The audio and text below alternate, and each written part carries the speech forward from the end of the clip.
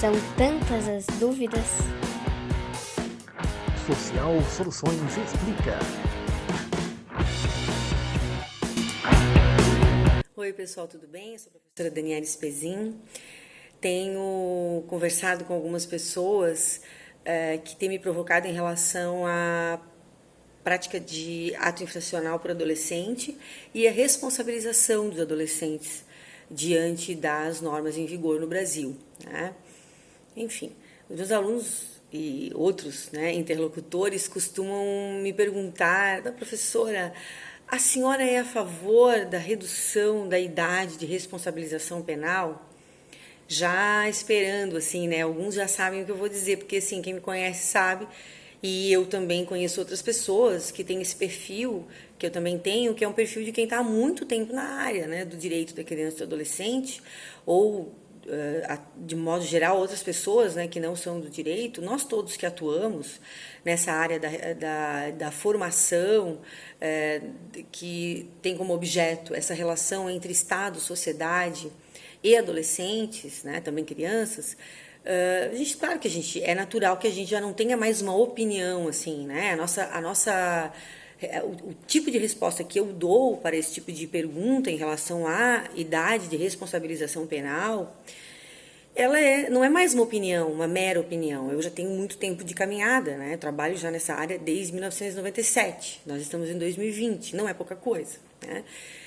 Mas assim, eu entendo que ainda seja uma questão para algumas pessoas. Isso volta de vez em quando à baila, né, no Brasil. Bom, o que eu tenho buscado assim trazer como ponderação, que de alguma forma possa ser construtiva, é que o debate da idade penal é um debate cosmético, né? Porque o principal é a gente entender um pouco mais do que a média das pessoas tem entendido em termos de o que significa a responsabilização de adolescente. Então, primeiro, a gente tem que ser muito simples, né?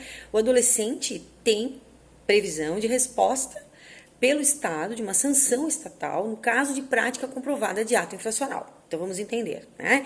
Não está autorizado para ninguém, aliás, nem para criança e nem para adolescente, a prática de atos infracionais, né? Aqueles atos que são condutas reprováveis também para adultos, para maiores de 18 anos, né? Para os maiores de 18 anos, são os crimes previstos na legislação penal ou legislação extravagante, né? Não só o Código Penal, como lei também extravagante, solta, né? Que a gente chama, que são condutas que não se pode ter porque são reprováveis, tá? Isso funciona para todas as pessoas de qualquer idade. Então, dito isso, vamos deixar bem claro, né? Pessoas entre 0 e 12 anos incompletos, são crianças, a resposta prevista para práticas efetivas, né, infracionais, e não coisas que a gente inventa, que são atos infracionais, às vezes porque a gente não dá conta de criar limites e manter limites com nossos meninos e meninas, né? Mas vamos dizer de novo, né? O que é realmente conduta reconhecida como crime para os adultos, quando uma criança, alguém abaixo de 12 anos, pratica, existe previsão de medida de proteção pelos conselhos tutelares de cada município. Então, não é, gente, que haja silêncio total na lei. Já começa assim, antes dos 12 anos, mas é medida de proteção, porque assim, se nós temos meninos e meninas de menos de 12 anos praticando ato infracional, algo de podre no reino da Dinamarca existe, ou seja, nós como sistema, como adultos, precisamos tomar essa questão nas mãos e aplicar medida de proteção, que vai desde uma advertência, chamar a família, ver na escola como é que está, se precisar de algum tipo de tratamento psicológico, psiquiátrico, enfim, ou de abuso, né, de substâncias entorpecentes, enfim. Para maiores de 12 e menores de 18 anos, nós temos uma responsabilização diferente, que é a chamada socioeducação. A gente tem um processo mesmo, se for flagrante, passa pela polícia, se não for, vai direto para o Ministério Público. O Ministério Público faz uma audiência, né, se entender que há elementos realmente de autoria e de materialidade. Essa audiência ministerial, ela antecede a judicialização, aí depois vai judicializar, se entender necessário, se for o caso. Lá mais a previsão de mais 2 audiências. Tudo pode... Claro, é possível que aconteça tudo isso e é possível que os juízes e promotores, ou juízas e promotoras, decidam por remissão. Há situações em que cabem realmente, e às vezes até essa remissão é um perdão, né?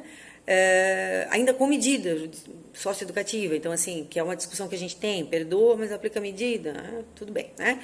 Mas está previsto no estatuto, né? Tem uma situação até de falta de previsão de defesa técnica até certo tempo, até certo momento desse processo. Então, não gera nulidade se até certo momento do processo, na fase judicial já, não se tiver constituído advogado, até certo momento, tá? Vejam, isso é uma discussão muito séria do ponto de vista garantista. Então, não é, vamos pensar, não é que o adolescente não recebe resposta.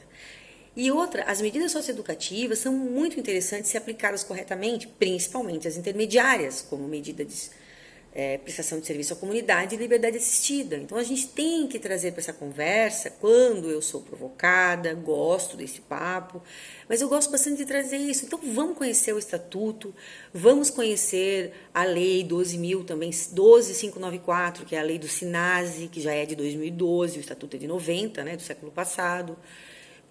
O que nós criamos no Brasil foi uma opção a um sistema que, para os adultos, a história mostra que nem para os adultos jamais funcionou de verdade, como nós gostaríamos, na perspectiva racional, razoável, de uma sociedade equilibrada, longeva, com mais solução adequada dos conflitos, tá? Claro, né?